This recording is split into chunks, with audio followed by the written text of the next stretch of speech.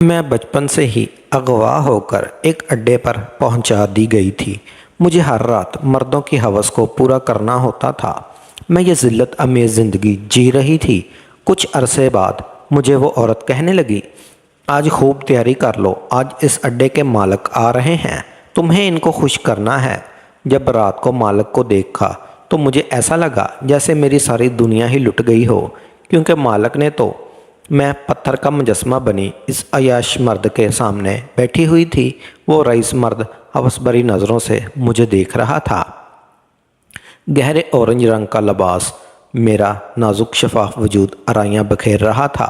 मैं बारी जेवरात पहने तैयार उस मर्द के सामने इशारों के मुंतज़िर थी। वैसे तो मुझे बहुत समझाया गया था कि हमेशा मर्द के सामने लबों पर मुस्कुराहट सजा कर रखूँ और अपनी अदाओं से उन्हें अपना दीवाना करूँ, मगर मैं चाहकर भी कभी अपने चेहरे पर रौनक नहीं ला पाई थी। मुस्कुराहटों लबों पर लाना तो दूर की बात, मैं अपनी आंखों की नमी भी छिपाने में नाकाम रहती थी। मुझे अदाएँ दिखाने की कभी ज़रूरत ही नहीं पड़ती थी। मेरा हुस्न और नज़ाकत ही इन मर्दों को पागल कर देता था। वो रईस मर्द अचानक मुझे देखता फरमाइश करने लगा, बोलो मुझे रक्स करके दिखाओ, मैं तुम्हारे खूबसूरत वजूद की लचक और थरकपन देखना चाहता हूँ। मुझे इस रईस बुड्ढे की बात पर शदीद ताव आया था। दिल चाहा इसका मुंह नोच लूँ, मगर मैं ज़ब्त करके रह गई। इसे गुस्सा दिलाकर मैं अपना नुकसान नहीं करना चाहती थी। पैसा मेरी मजबूरी नहीं था, मेरी बेबसी और लाचारी मुझे इस मोड़ तक लाई थी। मैं इस रईस मर्द की फरमाइश पर गाना लगाकर रक्स करना शुरू हुई, मगर 5 मिनट ही गुजरे कि मेरे थड़कते वजूद को देखकर वो बुढ़ा अपनी तलब पर काबू न रख पाया और एकदम उठकर उसने मेरा बाजू दबोच कर मुझे अपनी जानब खींच लिया। मेरे लबों से चीख निकलते निकलते रह गई। मुझे लगा मेरा बाजू धड़क कर अलग हो जाएगा। मैं नाजुक अंदाम सी लड़की थी और वो हट्टा कट्टा मर्द था, जिसके पागलपन की वजह से इसमें कुछ ज़्यादा ही जंगलीपन आ चुका था। मैंने अपने लब बेंच कर उसको भी आवाज़ पैदा करने से खुद को बामुश्किल रोका था। मेरे रोंगटे खड़े हो गए थे। अपना अंजाम सोचकर मेरी रूह कांप गई थी। म्यूज़िक वैसे ही चल रहा था और वो बुढ़ा पागलों की तरह मेरे हुस्न में गुम होता जा रहा था। मेरे लंबे नरम बालों में हाँस फंसाता था। वो मुझे अपनी ख्वाहिश और हवस में अजियत देने लगा। एक ही लम्हे में इसने मंजर बदल कर रख दिया था। मैं बेजान गुड़िया की तरह इसके सामने पड़ी हुई थी और वो मुझे किसी जंगली जानवर की तरह नोच रहा था।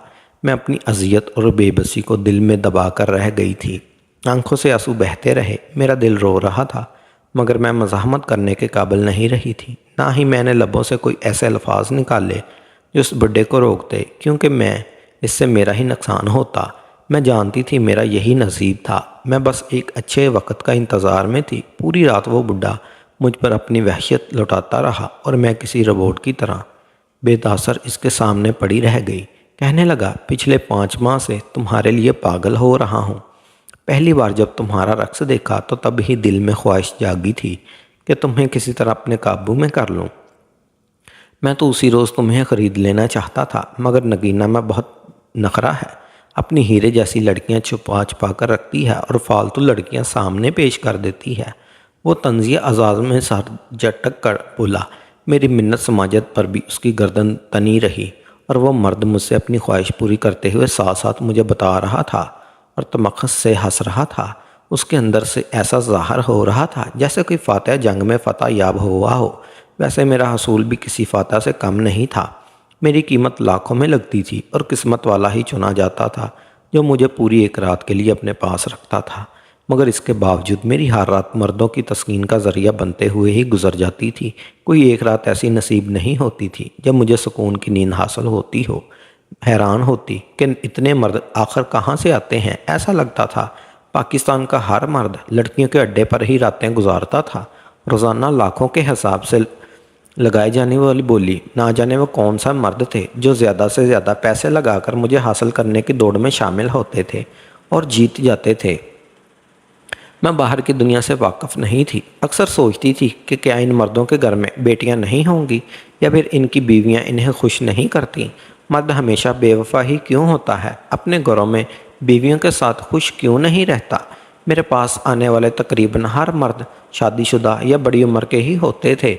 मैं इनका खिलौना बनकर थक चुकी थी। कभी कभी शिद्दत से दुआ करती थी कि नगीना मेरी कीमत इतनी बढ़ा दे कि कोई मर्द भी मुझे हासिल करने के काबिल ना रहे और मुझे कोई एक रात सुकून की मैसर हो जाए।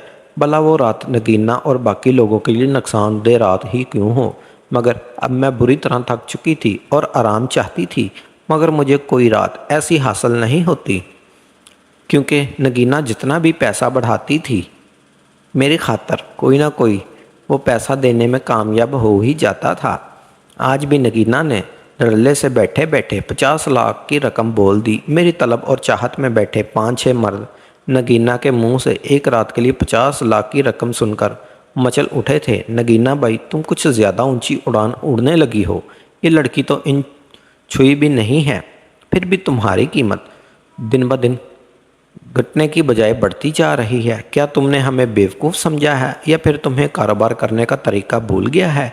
एक मर्द ने तमस्सर से नगीना से कहा तो वो भी तंजिया लहजे में मुस्कुराई और गर्दन अकड़कर आबरू उचकाते हुए बोली, मैं तो कारोबार बिल्कुल ठीक कर रही हूँ। अगर तुम्हें लगता है कि लड़की कंवारी नहीं और इसकी खूबसूरती के हिसाब से ये रकम बहुत ज़्यादा है तो फिर तुम यहाँ से उठकर चले जाओ, क्योंकि यहाँ आने वाला हर मर्द जानता है कि बेला कितनी कीमती लड़की है। इसका हुस्न और मासूमियत किसी कंवारी कम उम्र लड़की से कहीं बढ़कर है। इसके शफाफ बच्चों जैसी जिल्द जिसे छूते ही मर्द होशो हवास खो बैठता है। और बेला की एक सबसे ख़ास बात यह है कि इससे हर मर्द को ऐसा सुकून मिलता है जिसके किसी कंवारी से भी हासिल नहीं होता।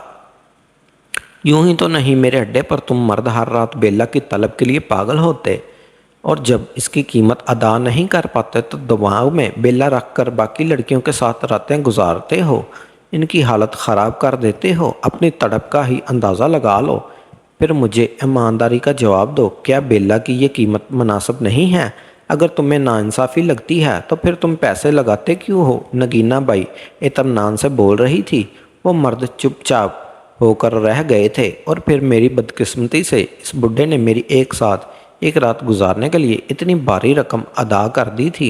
हालांकि नगीना के मुंह से इतनी बड़ी रकम सुनकर मुझे लगा था कि मेरी आज की रात सुकून से गुजर जाएगी, मगर अब वो बुढ़ा मुझसे अपना शौक़ और तस्कीन में पूरी करता मेरे सारे ख्वाब तोड़ चुका था। मैं अजियत से आंसू बहाती रही और वो बुढ़ा मुझे पागलों की तरह इस्तेमाल करता रहा और बार बार यही बात कर रहा था कि मैं उसे बहुत मुश्किलों से मिली हूँ, बहुत पैसा लगा चुका था। वो इसलिए पूरी रात वो मुझसे अपनी हसरतें पूरी करना चाहता था और इसकी उस कोशिश में मेरी हालत इतनी बदतर हो चुकी थी कि मुझे लगा मेरा किसी भी वक्त सांस बंद हो जाएगा। मगर उस बुढ़े को मुझ पर बिल्कुल तरस नहीं आया था।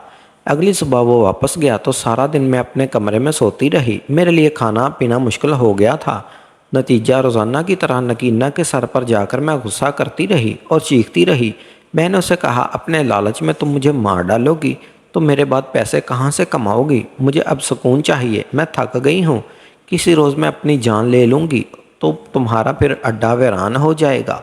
मेरे अल्फाज पर नगीना भी परेशान होगी। कहने लगी, तुम्हारे सुकून की वजह से ही मैं हर हार इतना पैसा बढ़ा देती हूँ, मगर कम बखत तुम्हारा हुस्न ही ऐसा है कि देखने वाले अपने होश में नहीं रहते और जब कीमत लगाती हूँ कोई ना कोई अमीर बुढ़ा पैसा बराबर कर ही लेता है।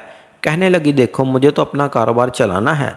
अगर मैं हर रोज़ गाहक से माजरत करती रही और पैसे मिलने के बावजूद इन्हें इनकार करती रही तो इसमें हमारा ही नुकसान है और फिर तुम्हारे पास भी तो पैसा जमा हो रहा है, तुम्हें बाकी ज़िंदगी के लिए पैसा चाहिए। मैं गुस्से से चीख उठी, बाढ़ में गया ऐसा पैसा जिसके जमा करते करते मेरी जान चली जाए, फिर मैं ना तुम्हारे काम की और ना मेरे कुछ बाकी काम का रहेगा। नगीना बाई मेरे गुस्सा करने पर यकदम संजीदा हो गई।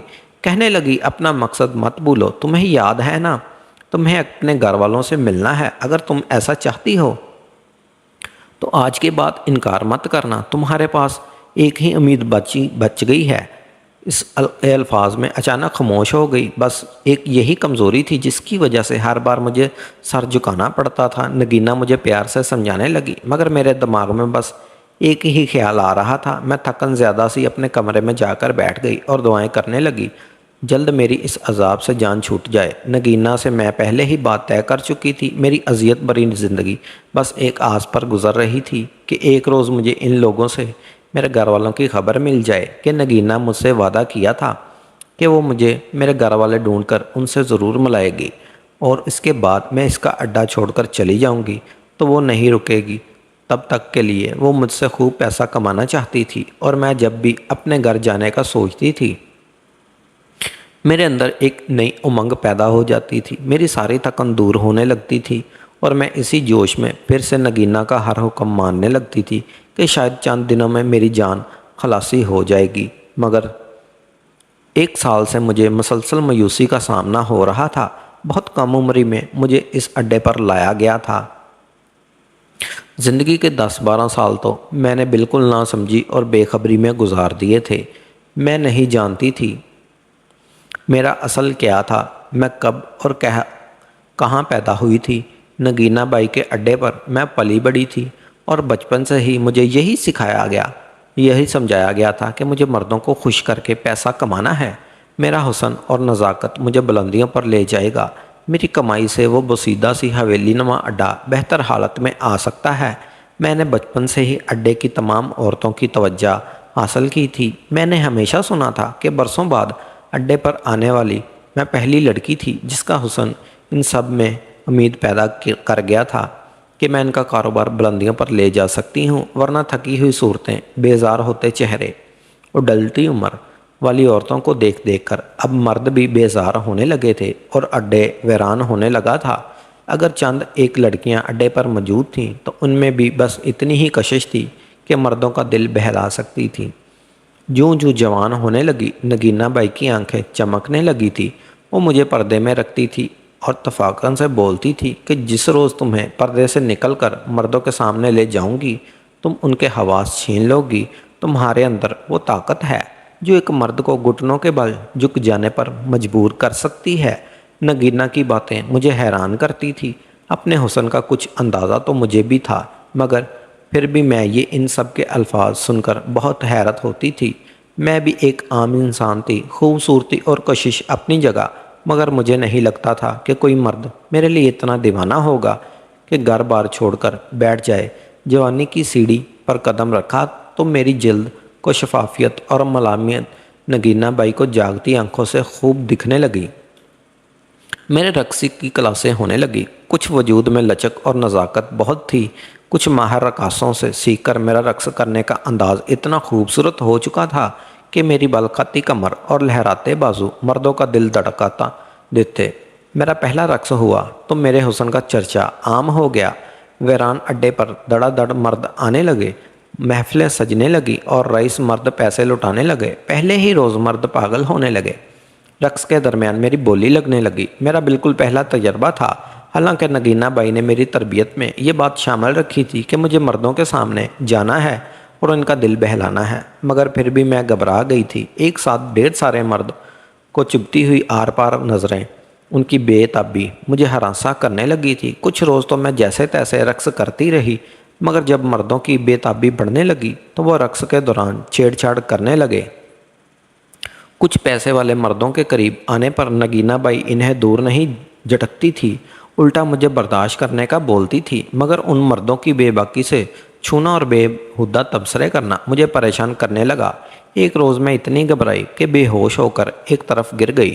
نگینہ بائی نے فوراً آگے بڑھ کر مجھے سنبھالا۔ محفل میں بگدڑ مچ گئی۔ چند روز کے لیے میرا رقص کینسل ہو گیا کیونکہ کچھ دن مجھے سنبھلنے میں لگ گئے تھے۔ میں بہت خوف زدہ ہو گئی تھی، شاید میرے خون میں ہی یہ سب نہیں تھا۔ بچپن سے ایسے ماحول میں تربیت حاصل کرنے کے باوجود میں یہ کاروبار قبول نہیں کر پائی تھی، یہاں تک کہ نگینہ بائی کی سختی اور دمکانا بھی بیکار تھا۔ میں رو رو کر پاگل ہونے لگتی تھی۔ رقص کرتی کرتی تو مردوں کے جملے اور ان کی نظروں کو محسوس کر کے خوف سے سقط ہو جاتی تھی، حرکت کرنا بھول جاتی، کبھی سہم کر دیوار سے جا لگتی۔ نگینہ بائی نے زبردستی وہ کام جاری رکھا تو میں بیمار پڑنے لگی۔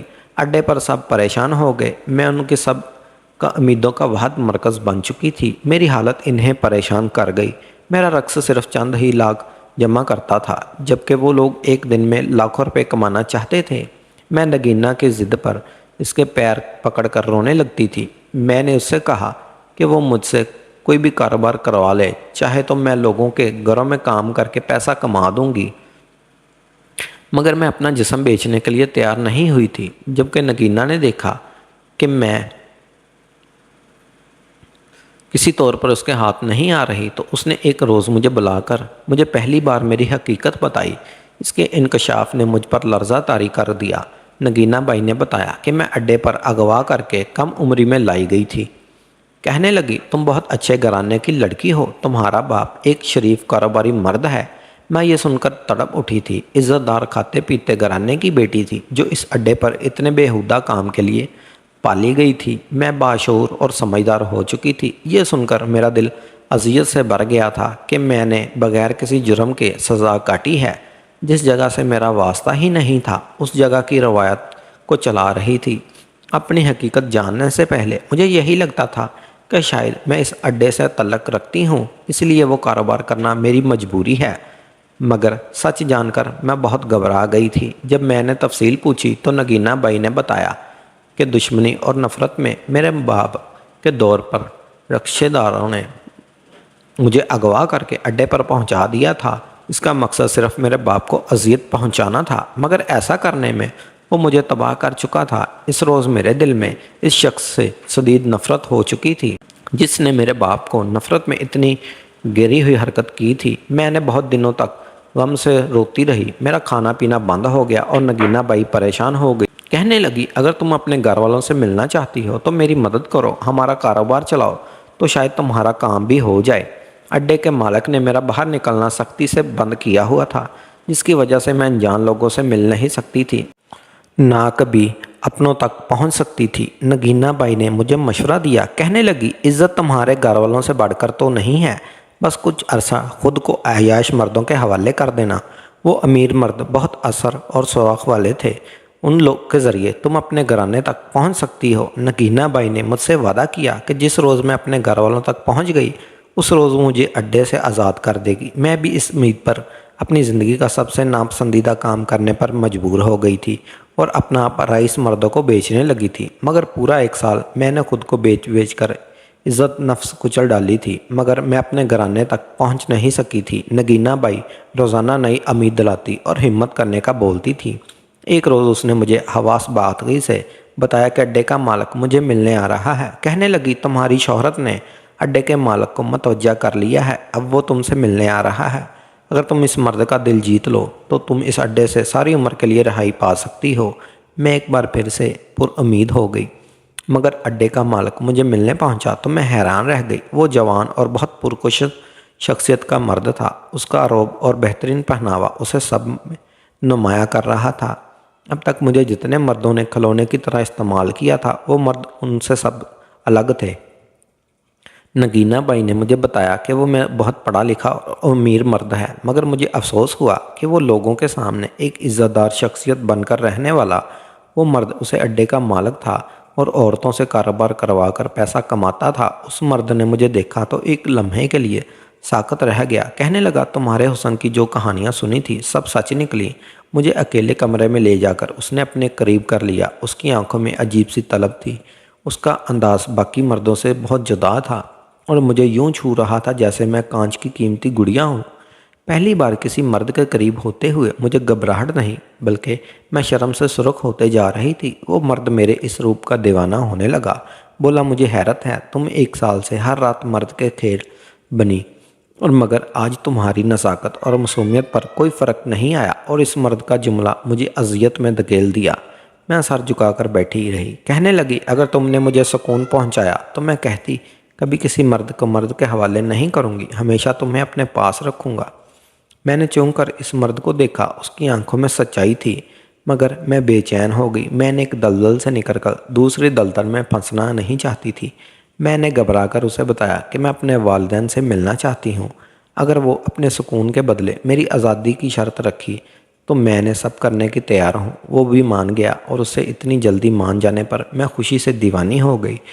ज़िंदगी में पहली बार मैं अपनी मर्ज़ी से इस मर्द के करीब हुई। मेरी अदा और शर्माने ने उसे दीवाना बना दिया था। पूरी रात वो मुझे इस्तेमाल करता रहा और मैं बगैर एहतजाज किए उसकी बाहों में पड़ी रही। दिल खोलकर मुझसे सुकून हासिल करने के बाद सुबह उस मर्द ने मुझे एक ऐसी बात बताई कि मैं गम में सागत रह गई। मैंने तुम्हारी ख्वाहिश पूरी कर दी। तुम्हारे चेहरे का इत्मीनान बताया है कि मैंने तुम्हें सुकून दिया है। अब तुम मुझे आज़ाद कर दो ताकि मैं अपने घर वालों को ढूंढकर ان کے پاس جا سکوں۔ جب میں نے صبح اٹھتے ہی اس مرد سے مطالبہ کیا تو وہ بہت عجیب نظروں سے مجھے دیکھنے لگا، پھر بولا، کیا تم جانتی ہو تمہیں اس اڈے پر لانے والا شخص کون تھا؟ جس نے تمہارے باپ کی دشمنی میں تمہیں اس جہنم میں کون لایا؟ میں ٹھٹک گئی، کہنے لگی، وہ مرد ہی میں تمہارے باپ کا کزن ہوں، اور مجھے یہ بتاتے ہوئے شرمندگی ہو رہی ہے کہ تمہارے اغوا کے بعد تمہارا باپ ہارٹ فیل ہونے کی وجہ سے دنیا سے چل بسا اور ماں اسی غم میں پڑے 3 ماہ بعد مر گئی تھی۔ تمہارے گھر والے اب باقی نہیں رہے، تمہارا گھر اور تمہارا باپ کا کاروبار ختم ہو چکا ہے، تمہارے پاس واپسی کا اب کوئی راہ نہیں۔ بچی، اس ظلم مرد نے مجھ پر ایسی حقیقت کا انکشاف کیا تھا کہ میں پورے قد سے گر گئی تھی۔ وہ دن ہے اور آج کا دن، اس واقعے کو 2 سال گزر چکے ہیں، مگر میں کسی قابل نہیں رہی۔ میرے باپ کے کزن نے مجھے اڈے سے نکال دیا، اس نے اپنے گھر میں رکھ لیا، میرا علاج کرواتا ہے، خوش کرنے کی کوشش کرتا ہے، مگر میں اندر سے مر چکی ہوں، بستر پر کسی بوڑھی بیمار عورت کی طرح پڑی اپنی موت کا انتظار کر رہی ہوں۔ نہ جانے کب میری موت ہوگی اور میں اس اذیت ناک زندگی سے چھٹکارا حاصل کروں گی۔